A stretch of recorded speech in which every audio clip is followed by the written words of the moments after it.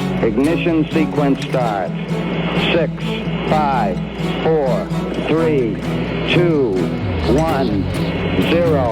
Liftoff. We have a liftoff.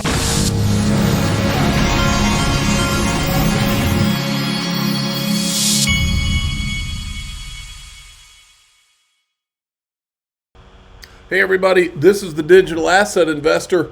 Before we get going, I want to remind everybody the Link to AI conference is going to be on February 18th in San Jose, California. I will be there. Let me see if they've added me to their website. I sent them a bio yesterday. They don't have it on here yet. Let me hit the old refresh button and see if I've been put on there or not. Not quite yet. But anyway, so Brad Combs will be there. I'm looking forward to meeting Tim Draper. And a lot of other people, and they're going to be talking about AI. And also, Ray Fuentes is going to be holding an XRP meetup in San Jose, California, the day before the Link to AI conference. So you might want to check that out as well. Okay, I just talked to Brad Combs this morning. The XRP Las Vegas site had been down for maintenance, and they just put it back up. And every single ticket sold from here is a new record, because we've almost passed last year's record by 100 already, folks. Okay, there's going to be thousands of people there, and Bitcoin Las Vegas is right before it, so it's going to be interesting. There will be a lot going on out in Vegas. It'll be a great time to go. Looking forward to it. And the link to that and the link to conference, they're in my description if you want to just click. There's still discount tickets on XRP Las Vegas and discount rooms at MGM Grand where it's being held. Folks, I decided that I was going to break the internet today, and I think that this video breaks it in two ways. First thing, before I play it, though, I want to mention to you is we all live in this XRP bubble. We live it every day, and we assume a lot of times that all the other people that talk about XRP and Ripple, they better have the details of every little thing down just like we do, or woe is you, we'll come after you. But sometimes people that have heard things, they don't necessarily remember all the details and everything that's right. Now, when I play this video, I'll tell you the things that I think that he's getting wrong, and then, but what I'm interested in is what he's hearing behind the scenes. That's the two important things out of this clip, and we'll go over it. But I said, let's break the internet, lock in, folks. Listen to this. This guy is he's from Sound, I don't remember the name of it, but anyway, this guy is, he's been all over the mainstream financial media. Just listen up. He's a financial planner. But XRP, right. What do you see with that one? Okay, so that's Ripple. So Ripple has a very interesting story. So their whole thing is that they want to be the central bank digital currency coin of choice. They are headquartered right now in Hong Kong, so that's actually a big deal because China wants to be. Okay, first thing is, they have had some dealings in Hong Kong that we've covered, but they are, to my knowledge, they don't have an office in Hong Kong. Cardano was started in Hong Kong because Charles Hoskinson called it IOHK, Input Output Hong Kong. Some of the others were, but not XRP. Ripple's headquarters is in San Francisco still, to my knowledge. Now, they do have offices. I know they've got an office in London. Seems like they had one in Miami, but I don't know if they still do or if they did. I'm not sure about that one. Okay, but the point is that Ripple, to my knowledge, does not have they're certainly not headquartered in Hong Kong, and I don't know if they've got an office there or not. Become the next Wall Street. And so they're really trying to be pro-positive on crypto, which is part of the reason why I think the SEC made their move for the ETF this year. But this is the part I want you to hear, because this guy keeps bringing up the fact that Bank of America was using Ripple behind the scenes for all their internal transactions. And this is the second time we've heard him say that the SEC stopped that by filing the Ripple lawsuit. Now he's off on the dates. You'll see. But because they need to do something. But with Ripple, they're a medium of exchange. Bank of America actually did 100% of internal transfers on Ripple. I think it was early 2021. Nope, it would have been before that because the lawsuit was filed December 2020 against Ripple. Through early 2022, when ultimately the SEC said, "Hey, there's something going on here." Now, Ripple actually won that case. Here's what I can share. So he just said they came after Ripple to stop Bank of America. With you, it's very efficient, very quick. Bank of America thought that was a better way of internally managing assets going across the border and different things. So I can say this: I have spoken with quite a number of Bitcoin multimillionaires and billionaires, and I have been very surprised to hear that many of them are interested in Ripple and also another company out there called Stellar. Well, what do you know? All this time, all they talk about is Bitcoin, but they're secretly interested in Ripple and Stellar. That almost sounds like a complete and total redemption of everything we've been saying for the last 6 years. Which has the ability to ultimately tokenize different assets. Can I explain this real quick? Because I should have said this on the alternative coin part. When the world is changing, basically it looks like this. If you wanted to sell a building, right now and you go, you know what, I could go and try to find somebody, raise the capital, etc. Well, what if you could put this inside of a token? You can tokenize this building and sell off percentages of it to different people, but not just any one individual investor. And then that person can trade it or get a loan against it or something else. What blockchain technology is going to give us the ability to do is to tokenize or to get the money into or these assets into an alternative world that isn't necessarily the SWIFT banking system that the United States is ultimately overseeing. Okay, I was sitting there looking at something. Okay, now, so John Deaton replied to it and he says, DAI, are you suggesting that when I wrote my writ of mandamus on January 1st, 2021, only 10 days after the SEC filed suit against Ripple, that this case may have been used as a weapon, which caused you and others to put on your thinking caps? We were on to something? And then yesterday, John Deaton did this.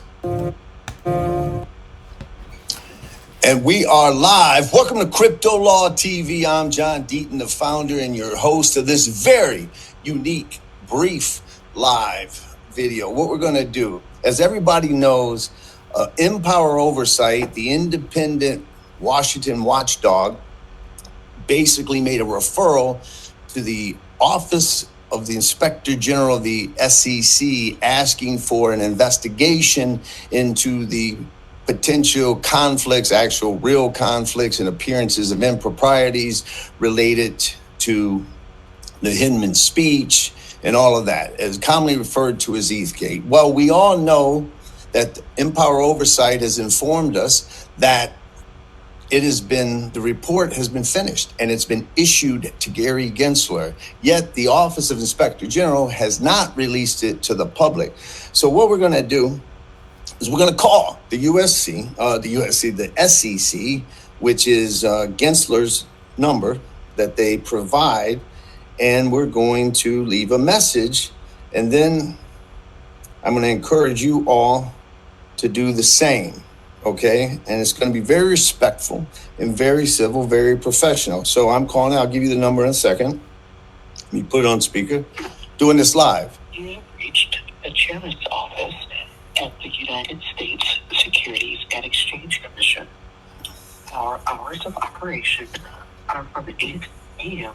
to 4:30 p.m. Reached the office of the chairman of the SEC. Send an email to chair@sec.gov. They're providing an email to the chair. We're going to provide it to you. Number and a very brief message. Please do so at the sound of the beep. Thank you. Record your message at the tone. When you are finished, hang up or press pound for more options. Hi, Chairman Gensler. This is Attorney John Deaton of the Deaton Law Firm, also amicus counsel for 75,000 XRP holders in the Ripple case.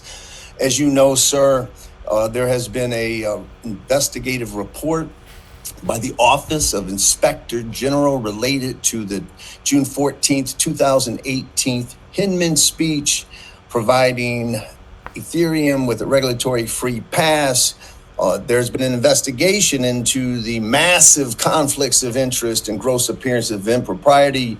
And you have 10 days, sir, remaining. And this is a respectful request for you to release that report to the public. 75,000 XRP holders, I believe that generates enough public interest. Thank you, and have a good day, and good riddance to you, sir, although I wish you the best. Good riddance to you, sir. You got to love that. You too can call and ask for, you can email chair@sec.gov, or you can call 202-551-2100 if you would like to call and request the Hinman IG report.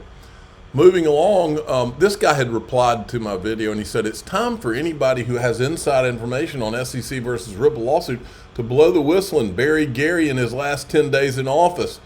And I said, well, we know Hester Pierce could do it, but she doesn't like to rock the boat. Boat rockers founded this country.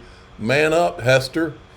Now, here is the chief legal officer for Coinbase with Anthony Pompliano on his show. Listen to this. Why has there been so much abrasiveness? What is the abrasiveness? Like, what is slowing down Coinbase from actually operating?